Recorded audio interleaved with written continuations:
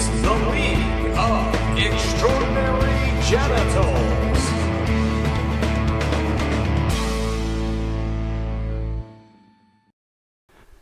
Hola, buckaroos. Welcome to another edition of l.e.g TV. I am your host and commissioner, as always, John David Brake. And if you can't tell behind me, no, I'm not in the Roy Rogers Museum. Cowboy stuff means I am actually now reduced to recording at my parents' house, and creativity has hit an all-time low here on the weekly show. Anyways, a lot of shaking up going on in the power rankings. There's a new number one on top of the power rankings. Let's check it out real quick. Now, Party Like a Gronk Star is now on a 5-game winning streak. They've completely climbed over everyone else in their way. Dan Nickel went down last week. He only dropped a spot. Servo's still sticking there in the 3. Mick jumped 3 spots. He's climbing his way back, but it's kind of hard since he has short, stubby legs. And James and Eric get their first wins, but unfortunately for Eric, he is still the worst team in the league. All right, well, we got a lot of good matchups coming up this week, so let's cut the crap. Let's go to week 7. Okay. All right, well, the first game of the week that we're going to highlight here, it happens to also be the game of the week. And for the second week in a row, I'm picking myself to be in the game of the week versus John Dahlgren. That's right, Party Like a Gronk Star versus Solid as a Rock. Dahlgren predicted to win by 20 points. Tony Romo is predicted to score 30 points, which scares the crap out of me since he's been projected to score 11 every week. And NFL.com has been wrong. Unfortunately for Dahlgren, Maurice Jones-Drew and backup running back Randall for the Cowboys is getting the start. He's a low-end running back number 2 at best. But, you know, desperate times call for desperate measures. Also, the trifecta of receivers are in full effect. Des Bryant and Vincent Jackson coming off a huge performance last week. Also, A.J. Green.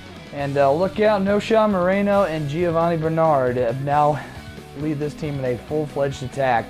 And I don't think it's going to be a 20-point win by Dahlgren. I think it's going to be a 10-point loss by Dahlgren.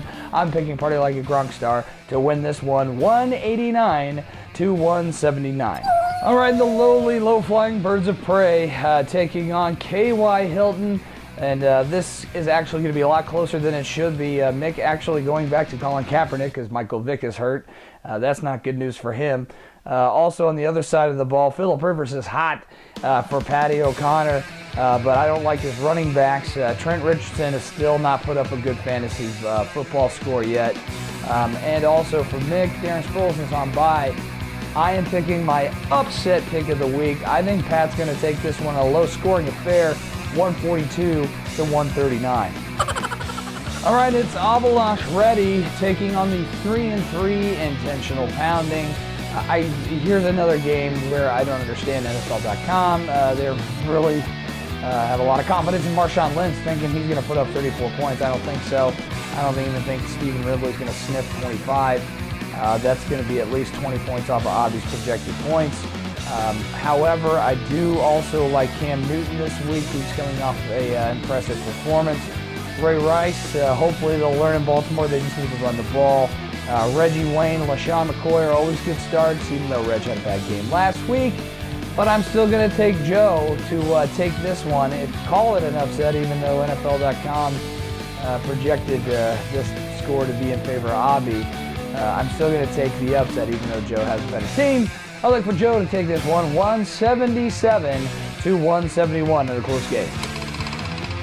All right, and probably one of the most lopsided matches. Teams on opposite ends of the spectrum. Stone Cold Punters 1-5, slowly descending down that ranking against 5-1. Show Me Your TDs, coming off their first loss of the season. Dan Nickel going up against Alan Nesson.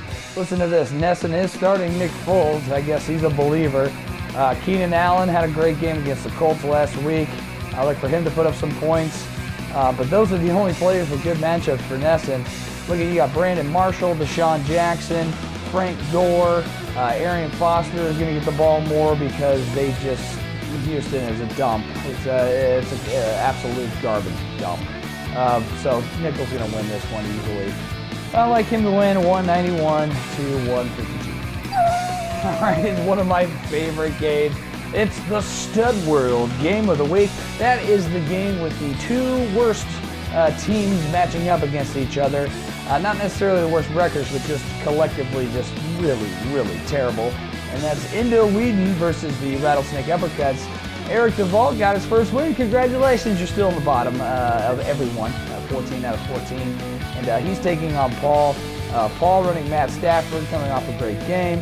I look for him to continue that against the overrated Bengals defense. Juggernaut, is he going to get the ball more this week? Also look for Pierre Garçon to do something, hopefully against the Bears. I think he's going to at least put up 10 points. However, on the other side, Alshon Jeffrey, I don't know. Now, Matt Forte's a good start for l.e.g. Sam Bradford, all he does is throw touchdowns. He could go 12 for 15 and 4 touchdowns, and that's a Sam Bradford game, at least it was last week. Unfortunately for l.e.g, they will fall and get off of that winning high very quickly as a Rattlesnake Uppercut takes this one 142 to 136.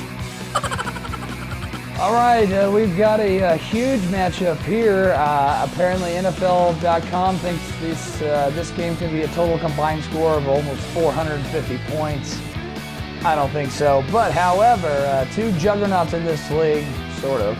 Shades of Grey, Jack Mulder taking on I effing love Nickelback, Michael Griffin, whose points definitely don't reflect his record. Griffin, of course, has Peyton Manning. He's coming home to Indy, and I think he's going to put on a heck of a performance. He's not playing in the playoffs, so I look for him to light up the Colts. Also for Griffin, he's running Brandon Jacobs, who is now the Giants' go-to running back due to the injuries. Ellington, he's kind of inconsistent, shares the ball a lot. Not sure if he's going to get a lot of touches in Arizona, or he will. I don't know. It's just too hard to tell. Also, Torrey Smith is the go-to guy in Baltimore, and they're going up to Pittsburgh Steelers, who suck really hard. And on the other side, Tony Gonzalez, Andre Johnson, Adrian Peterson. It's pretty much going to come down to how Russell Wilson plays for Jack. I just don't see Jack winning this game based on Peyton Manning's huge numbers. I take effing Nickelback. I'll take him 198 to Jack's 187. Speaking of Nickelback, James Yardnell is taking on first down center Jason Servos in a battle of who's having the fastest receiving hairline. I actually think I'm taking Servos in this one right now, but James is coming in close second. However, they also do play each other this week. Servos is 5-1 this season, staying steady at the top of the pack. Meanwhile, James gets finally his first win and becomes now the best 1-5 team in this league. Jason is running RG3 again. CJ Spiller, he didn't practice this week. Is he going to play again? He actually finally put up some points. Reggie Bush was a big contributor last week. I think that's going to continue against the Cincinnati Bengals' overrated defense. And Wes Welker, Peyton Manning playing the Colts. Welker, a known Colts killer. I look for him to put up some points too, at least 20. And Josh Gordon, rumors that he might be traded sometime soon. Who knows? Or no, that's Josh Gordon. It's Josh Gordon. Never mind. Anyways, Josh Gordon going against the Green Bay Packers. They can't stop anything. And on the other side of the ball, the Woolly Mammoths running Andrew Luck. Andrew Luck might get involved in a shootout here, so he's going to be throwing the ball a lot. Jamal Charles, he's becoming one of the best running backs in the league this year, fantasy-wise. And Vernon Davis coming off a huge monster game. Not going to put up what he put last week, but I still think Colin Kaepernick finally figured out, just dump it off 5 yards to Vernon Davis and let him do the rest.